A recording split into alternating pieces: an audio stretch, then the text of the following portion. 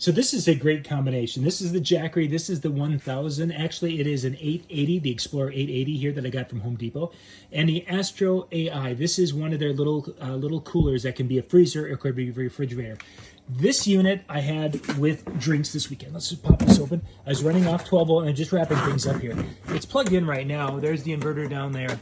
But it was full of drinks from my wedding this weekend. And there's still a couple in here that are going on. You can see that it's at 36 degrees. It basically kept everything in the back of my truck in that 34 to 40 degree range. That's kind of where it goes.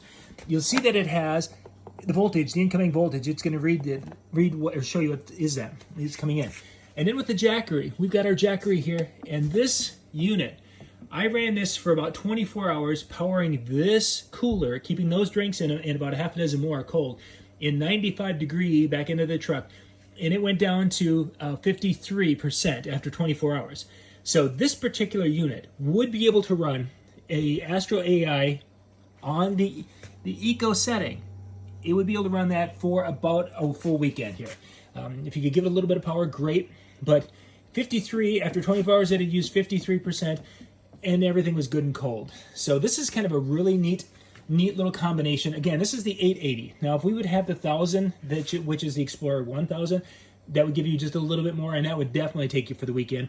And that's going to be about a little bit more, but about the same price pretty much. And you can see it's kind of dirty because it was, again, we were out at a farm doing the wedding. It was a great thing to have ice cold drinks, I'll tell you that much.